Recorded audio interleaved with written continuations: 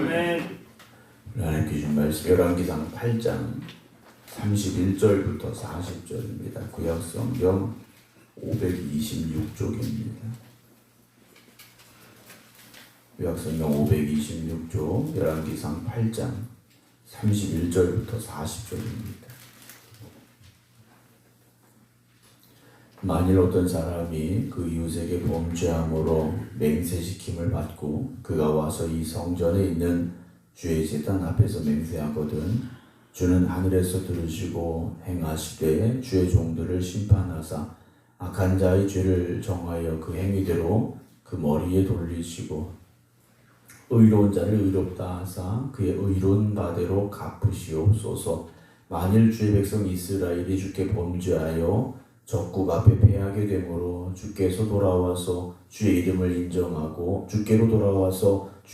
인정하고 이 성전에서 주께 기도하며 간구하거든 주는 하늘에서 들으시고 주의 백성 이스라엘의 죄를 사하시고 그들의 조상들에게 주신 땅으로 돌아오게 하옵소서.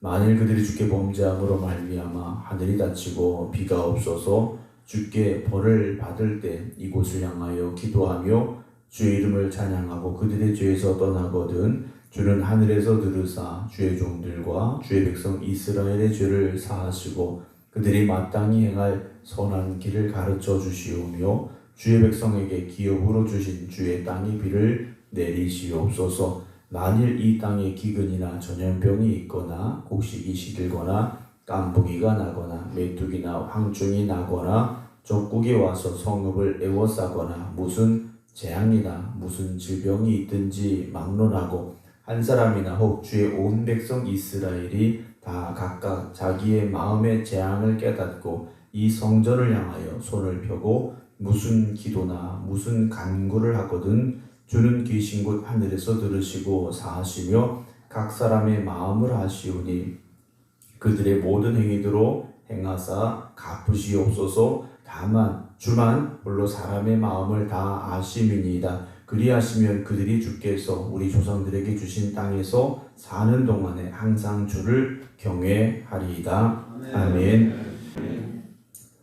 솔로몬이 하나님의 성전을 건축하고 그 성전에 나아가 기도하는 내용이 이제 계속 기록이 되어지고 있는데요.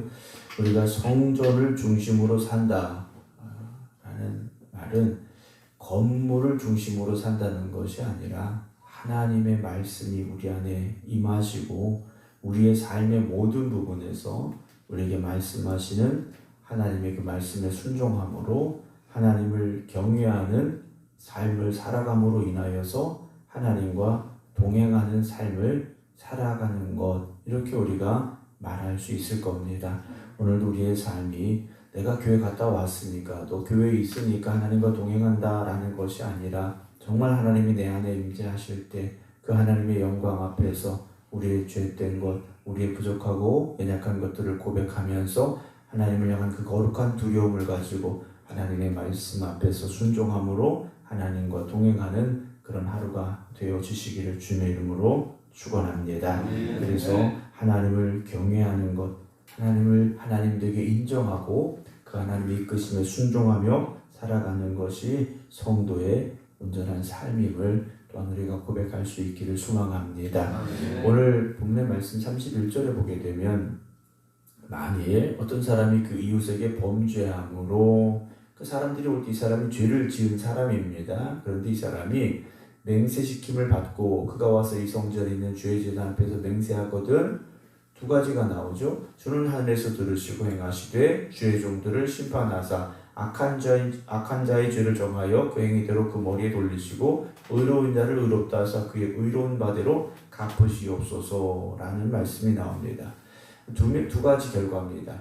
죄를 지었음에도 불구하고 죄를 짓지 않았다고 말하는, 즉 거짓말하는, 거짓 증언하는 사람을 향하여서는 그 행한 그대로 죄를 그 사람에게 돌리시고, 또 정말 죄를 짓지 아니하고 의로운 사람에게는 그의 의로운 바대로 하나님께서 갚아주시기를 기도하고 있죠. 즉 재판장 되신 하나님 앞에 나가는 겁니다. 재판장 되신 하나님 앞에 나아가서 재판을 받는 것처럼 하나님 앞에 나아간다라는 거죠. 죄를 짓고도 당당한 사람들이 있습니다. 언제 당당하냐? 증거가 없으니까 당당한 사람들이 있습니다. 내가 언제 그랬느냐? 라고 주장하면서 증거가 있어? 증거 없으니까 난 죄가 없다라고 말하는 그런 사람들이 있다라는 거죠. 또 어떤 사람들이 있습니까? 죄를 지었음에도 불구하고 죄를 너무 많이 지어서 죄에 대해서 감각이 없는 사람들이 난 죄가 없다라고 이야기하는 경우도 있다라는 거죠. 그러나 하나님 앞에서는 드러나게 돼 있다라는 거죠. 세상에서는 증거가 없을지라도 하나님께서는 알고 계시고 보고 계셨다라는 사실을 우리가 잊지 말아야 됩니다. 그래서 사람들 앞에서는 설령 죄가 드러나지 않았다 할지라도 또는 사람들에게는 죄가 아니라 할지라도 하나님 앞에서는 감추어짐이 없고 또 하나님 앞에서는 죄가 된다는 것을 우리가 고백하는 그런 삶을 살아가야 된다는 거죠. 그래서 성도의 삶이 하나님의 말씀에 따라 살아가기 참 어려울 때가 있다는 거죠. 세상에서는 이만큼은 인정해주고 이만큼은 그냥 넘어갈 수도 있는데 하나님 앞에서는 그렇지 않다라는 거죠. 그래서 성도는 철저하게 하나님의 말씀에 의지하여서 그 말씀에 따라 살아가는 삶이 되어져야 됩니다. 회개라는 것은 죄를 이제는 짓지 않는다라는 멈춤이 아니라 방향을 완전히 바꿔서 죄에서 떠나고 하나님 앞으로 돌이키는 것, 이게 회개지 않습니까? 난 죄인이야 인정하는 것이 회개가 아니라는 겁니다. 인정은 누구나 할 수 있죠. 그러나 그 인정하면서 한 걸음 더 나아가서 방향을 바꿔서 하나님의 말씀 앞에 돌아가는 것, 그래서 하나님 앞에 바로 서는 것, 그것이 회개죠. 그럼 우리가 회개하면 하나님은 무조건 용서해 주시느냐? 용서는 하나님의 영역입니다. 회개는 우리가 해야 되는 거지만 용서는 하나님이 주시는 것. 그래서 용서는 무엇입니까? 하나님의 은혜라는 거죠. 하나님께서 용서하실 수도 있고 안 하실 수도 있어요. 여러분, 우리가 회개했다고 하나님께서 무조건 용서하셔야만 되느냐? 그건 하나님의 영역, 하나님의 주권에 달린 문제라는 거죠. 그렇기 때문에 우리가 회개함으로 기도할 때는 더 처절하게 하나님 앞에 몸부림쳐 매달리면서 기도해야 됩니다. 우리가 하나님의 말씀을 들었음에도 불구하고 그 말씀에 대적하였고 말씀대로 살지 못했음에 대한 우리의 진정한 회개가 있어야 된다는 거죠. 그냥 하나님은 잘못했어요, 용서해 주세요, 이것이 회개가 아니고 우리가 그렇게 회개한다고 하나님께서 그래 용서하마 말씀하시는 게 아니라는 거죠. 그래서 예수님께서 그 고난과 고통 가운데 십자가에서 죽임을 당하셨다라는 거죠. 죄의 결과가 무엇인가를 우리에게 분명히 보여주셨고 그 죄값을 치러야만 우리가 용서받음을 하나님께서 십자가를 통하여 보여주셨다라는 겁니다. 예수님께서 나를 대신해 십자가에 죽으셨습니다.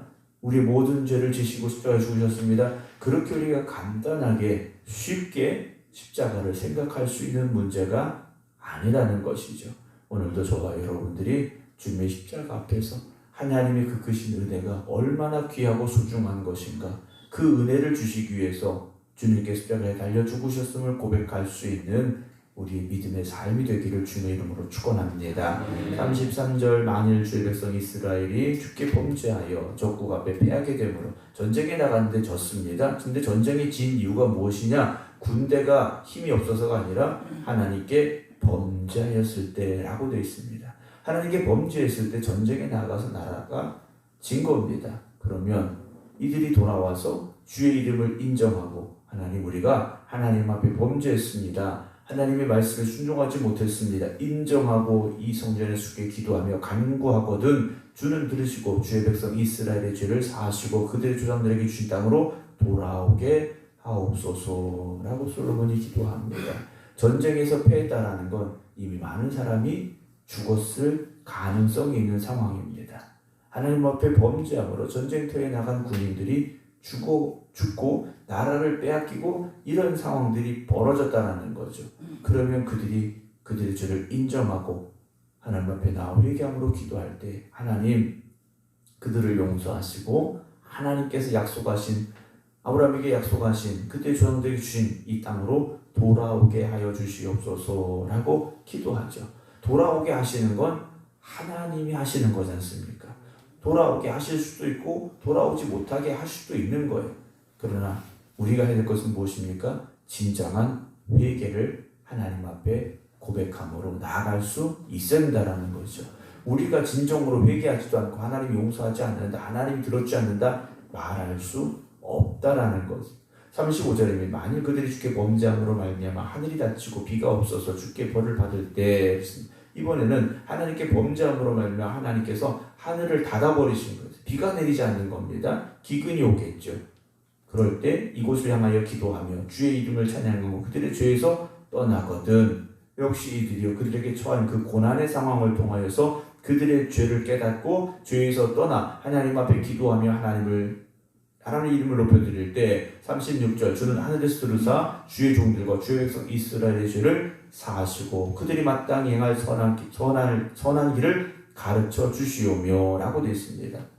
그들이 하나님이 보여주신 길을 떠났기 때문에 그들이 마땅히 행할 선한 길을 가르쳐 주시오며 주의 백성의 기업으로 주신 주의 땅에 비를 내려 주시옵소서. 비를 주시는 게 먼저가 아니지 않습니까? 여러분, 비가 내리지 않아서 기근이 왔으니까 빨리 비가 내려야지, 이게 아니라는 거죠. 왜 우리에게 이런 기근이 왔는가를 깨달아야 된다는 겁니다. 우리가 주님의 그 선한 길을 떠났기 때문에, 하나님의 말씀을 떠났기 때문에 이런 기근을 주셨구나, 이런 어려움을 주셨구나 깨닫고 우리가 마땅히 행할 그 길을 보여주시고 가르쳐 주시옵소서. 그 기도가 먼저가 되어야 된다는 거죠. 근데 우리는 인생이 급하다 보니까 당장 비만 내리길 원하고 있다는 거죠. 여러분, 비가 내렸다고 인생의 문제가, 우리가 그 잘못된 길로 갔던 것이 돌이켜지고 바로 잡아진 게 아니라는 거죠. 얼마든지 또다시 기근은 올 수 있고 멈추지 않는 기근이 될 수 있다는 걸 우리가 알아야 됩니다. 37절 만일 이 땅에 기근이나 전염병이 있거나 곡식이 시들거나 깐부기가 나거나 메뚜기나 황충이 나거나 적국이 와서 홍업을 에워싸거나 무슨 재앙이나 무슨 질병이든지 막론하고 여러 가지 많은 상황들이 나왔는데요. 한 사람이나 옥주의 온 백성 이스라엘 다 각각 자기 마음의 재앙을 깨닫고 이 성전을 향하여 손을 펴고 무슨 기도나 무슨 간구를 하거든 주는 계신 곳 하늘에서 들으시고 사하시며 각 사람의 마음을 아시오니 그들의 모든 행위대로 행하사 갚으시옵소서. 주만 홀로 사람의 마음을 다 아심입니다 라고 고백을 합니다. 어떤 문제든지 그 문제가 왔을 때 우리는 먼저 하나님 앞에 나아가 나의 연약함, 나의 죄됨을 고백하며 회개함이 있어야 됩니다. 물론 우리의 인생에 찾아오는 문제들이, 모든 문제가 다 우리의 죄 때문에 오는 건 아닐 수 있습니다. 그러나 먼저 깨어있는 신앙이라면 내가 하나님의 말씀을 떠나는 일이 있었던지, 내가 하나님의 그 말씀 앞에 불순종한 일이 있었는지 우리 자신을 돌아보며 처절하게 회개하는 그 회개의 자리에 먼저 설 수 있어야 된다는 거죠. 그리고 내 자신을 돌아보고 점검하고 정말 내가 하나님 말씀에 합당하게 살고 있는지를 생각하고 회개하며 하나님 말씀 앞에 비추어 보는 우리가 될 수 있어야 됩니다. 우리는 결코 의롭지 못합니다. 우리는 절대 완전하지 못합니다. 그런데도 우리는 완전한 것처럼, 의로운 것처럼 착각하며 살 때가 있다라는 거죠. 40절 그리하시면 그들이 주께서 우리 종들에게 주신 땅에서 사는 동안에 항상 주를 경외하리다 라고 솔로몬이 고백을 하고 있습니다. 사랑하는 성도 여러분, 아까 말씀을 드린 대로 우리는 하나님을 경외하는 그 자리에서 우리 신앙을 지켜갈 수 있어야 됩니다. 아멘. 우리의 삶에서 언제나 어느 때든지 하나님을 하나님으로 인정하고 하나님의 말씀에 붙잡혀 살아가는 오늘 하루가 되시기 바랍니다. 아멘. 그럴 때 하나님께서 우리에게 은혜 주시고 용서하시고 회복시켜 주시는 귀한 은혜와 역사가 일어나게 될 줄로 믿으시기를 주의 이름으로 축원합니다. 아멘. 기도하겠습니다. 우리의 재판장 되시는 하나님 앞에 오늘도 우리가 두려운 마음으로 나아갑니다. 우리가 하나님의 말씀을 떠나 살고 있었는지, 우리가 하나님을 대적하여 살고 있었는지 우리 자신을 돌아보게 됩니다. 하나님, 우리가 진정으로 회개하며 주님의 십자가 앞에 엎드려 기도드릴 때 하나님 우리를 용서하여 주시옵시고 우리를 회복시켜 주시옵시사 하나님의 자녀로서 이 땅에서 하나님이 주시는 귀한 은혜 가운데 하나님이 주시는 축복 가운데 살아갈 수 있는 하나님의 자녀들이 되게 하여 주시옵소서. 오늘 주님께서 주신 거룩하고 복된 날 이 새벽 주님 앞에서 또 각자의 믿음의 제단 앞에서 우리가 엎드려 기도드립니다. 주님 우리를 붙잡아 주시옵시고 우리를 인도하여 주시옵시사 언제든지 어디서든지 하나님을 기쁘시게 해드리는 하나님의 자녀들의 삶이 되게 하여 주시옵소서. 특별히 오늘도 이 성전에 나와 하나님 앞에 예배드릴 때 하나님 임재하여 주시옵시사 거룩한 산제물이 되어 예배드리는 저희의 예배를 기쁘게 받아 주시옵시고 오직 하나님의 영광이 나타나는 예배되게 하여 주시옵시며 죽어가는 심령들이 회복되고 살아나는 은혜가 있게 하여 주시옵소서. 이제는 우리 주 예수 그리스도의 은혜와 아버지 하나님의 극진하신 사랑하심과 성령님의 감동 감화 교통하심이 오늘도 하나님 앞에 엎드려 고백하며 기도드리는 모든 성도들과 저들의 가정과 자녀들 위해 이제부터 영원토록 함께 하시기를 간절히 축원하옵나이다. 아멘.